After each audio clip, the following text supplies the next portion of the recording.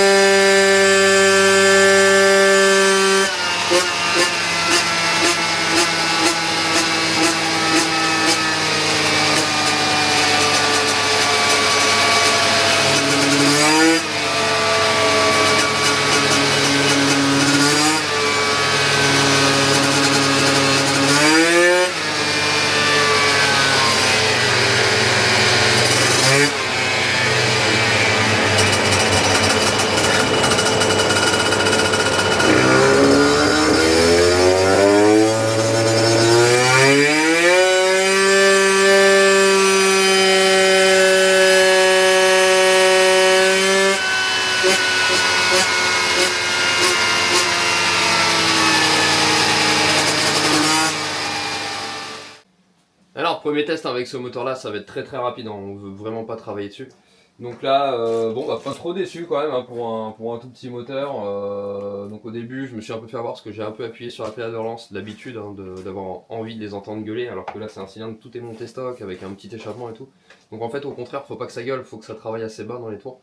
Et pour le coup après j'ai refait donc des tirs où j'ai pas du tout touché la pédale de relance et donc on atteint 12,8 exactement en puissance.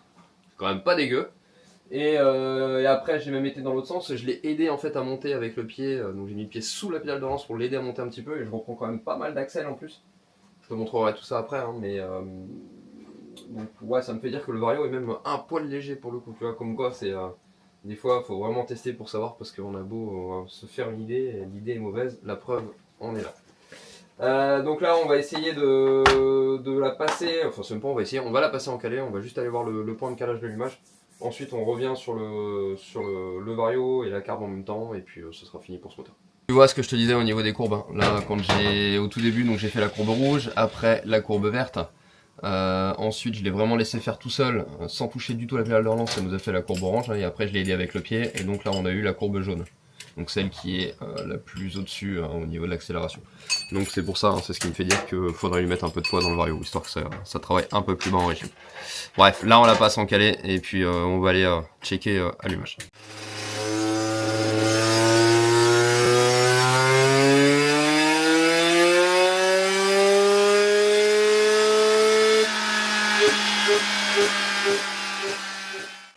Et bah mon petit père, dans l'allumage, j'aurais pas pensé en trouver autant. Je peux te dire que là, on est passé de la courbe rouge à la courbe verte, hein, tu vois. Donc en calé, hein, on avait 8,2, on arrive à 9 chevaux. Pas trop mal, hein. Vraiment pour le coup, je suis agréablement surpris. Et en plus, ce qui est cool, hein, si tu vois bien la courbe, hein, tu vois, on a donc décalé un petit peu la puissance vers le haut, donc ça c'est assez intéressant là-dessus, parce que c'était relativement bas. Et surtout, hein, on l'a ouverte ici, tu vois. On a augmenté la plage, donc ça, pour de la variation, c'est vraiment top. Bon voilà, hein, c'est pas une faute de guerre ce truc, mais en tout cas, c'est mieux que quand c'était arrivé. Donc il y avait quand même un peu trop d'avance, donc j'ai baissé, et puis petit à petit, tac, ça a monté.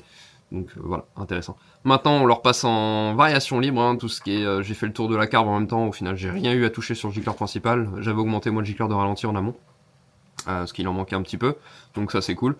On la repasse juste en varia standard, donc on remet les mastotes dedans, et puis je pense qu'il va falloir remettre un peu de poids là du coup, parce que déjà que je le trouvais un peu léger tout à l'heure, là on a pris un peu de puissance, on a pris un peu de couple, etc. Donc normalement ça devrait être encore plus léger. On va voir, je refais un shoot tel que c'était.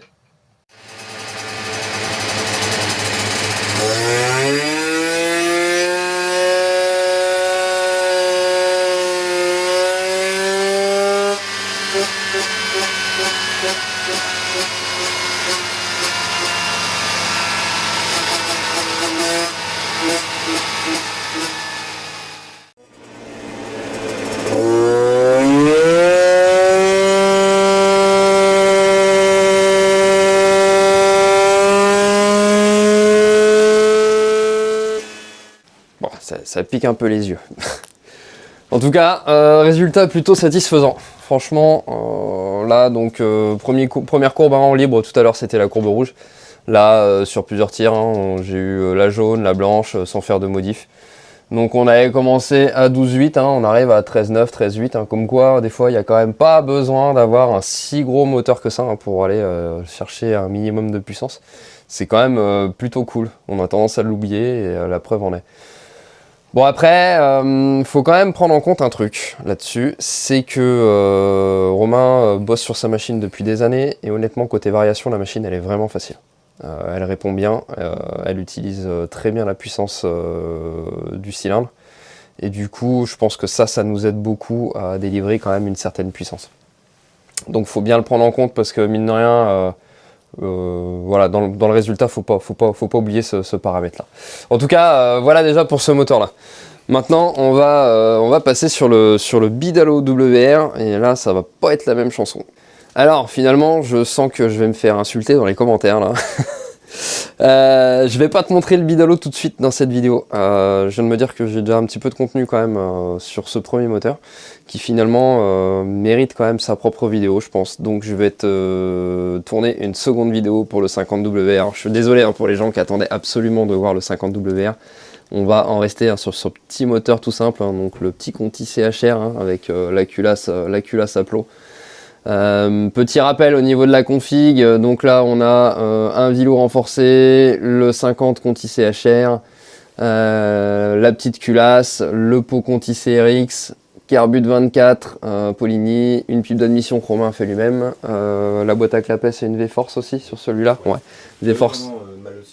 Ah non, c'est une Malossi. Ah, tu me dis, bon, ok. Et Donc, Paul Venturini, d'ailleurs. ok, d'accord. Donc bon, voilà, Malossi VL14.